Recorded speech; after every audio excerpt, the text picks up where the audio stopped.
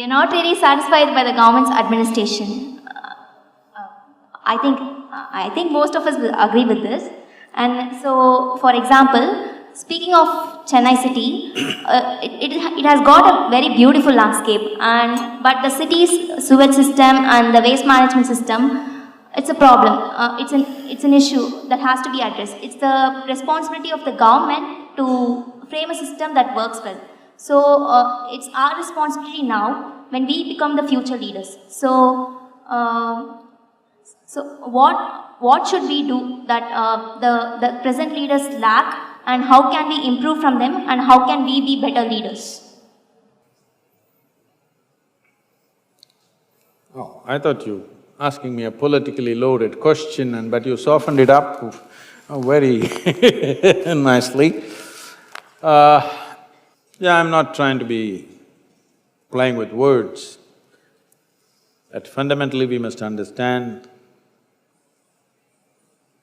that in many ways, we only get the leaders we deserve. This may be hard to digest, but that's the fact. I'm asking a simple question. How many of you ride a motorcycle or drive a car or something? Hello? Okay. Now, I'll tell you, in Chennai city and in almost every Indian city, if there is no policeman standing there, 90% of the people will not stop at the red light. These are all essentially lawbreakers.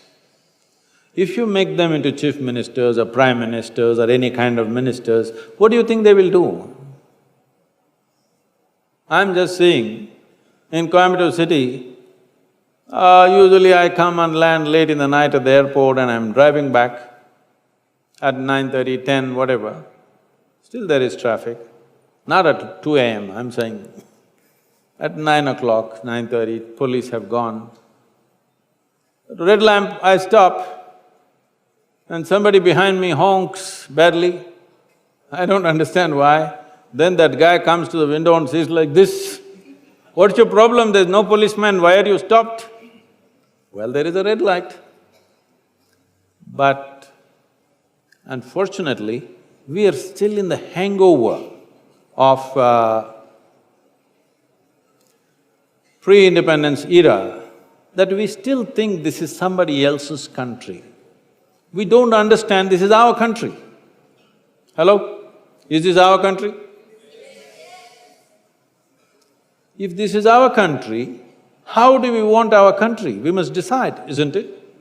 Do we want a law-abiding nation or do we want a lawless nation? We must decide we want a law-abiding nation. Why law?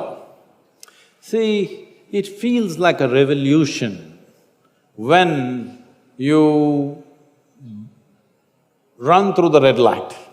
Thrill. Feels like a revolution where there is no entry and you boom, you went through and you passed through. Everybody screamed at you but you went off, boom, feels like a revolution. But if everybody in the town does the revolution, we will pick you up at the morgue. Yes? Yes or no? Only you are breaking the law, it looks like a revolution. If all of us break it tomorrow morning, you know what will happen? So, this maturity is yet to sink into the nation. We still not owning this country as ours. We're always pointing fingers at somebody. Yes, those who are in the administration are supposed to do their jobs, I'm not saying no, but who put them in that place? We put them in the place and we never asked a question. We never asked a question. So people who get elected know generally, they're a bunch of idiots, they just put vote. After that, you don't have to bother about them. We are not showing that we are responsible citizens, that we want our country in a particular way and we will follow these things. That is not there yet, we need to build that. The younger generation needs to bring that forth, that we have a certain regard and love for our nation and we want to live in a wonderful country. Everybody wants to escape to another country. Why? Because you messed up this nation and you want to go somewhere else and mess it up too? No. There is a certain pride in building our nation the way we want it, isn't it? Rather than running away to a country which has already been done well by somebody else, are we not ashamed? I'm not saying you should not go abroad, but I'm saying you should not be running away from this country. If you have something to learn, if you have something to contribute, you have something to do, you go to another country, that's not the problem. But you should not be running away from India, isn't it?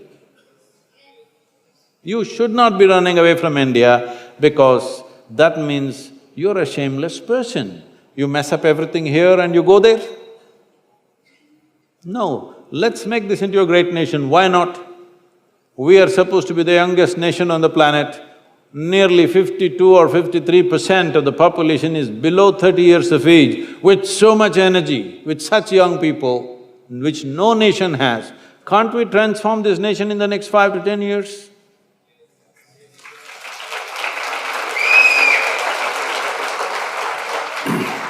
You want to clean Chennai? Yes, Sadhguru. I'll tell Not you. just to clean Chennai, the whole of the state and the country. I'll tell you a story. About 2 years ago, Sujata is here, 2 years ago they declared Mysore city as the cleanest city in the country.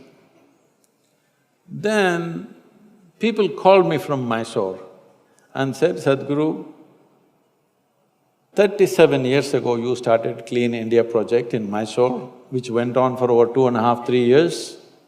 Since then many things happened. At last it's worked after 35, 36 years, okay? So when we want something, this is how it is. When we want something big, this is how it is. It's not going to happen day after tomorrow. If we are committed, why will it not happen? It will happen. It can be done. You tell me your Anna University, how many people are there? How many students? About 10,000 10,000? including all the campuses. Okay. You give me 5,000 people. You know what? 5,000 people just for 25 Sundays in a year. I will make Chennai clean for you.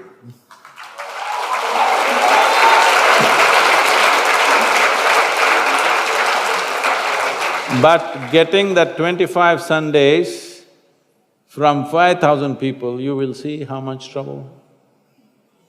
Really? You and me start off with a broom, they will go to the cinema Sunday afternoon. This is the problem with the country, we need to change this. This is what my whole work is, to produce those committed people. When they stand up for something, they will stand up for life and make things happen. We need to build such people in this country.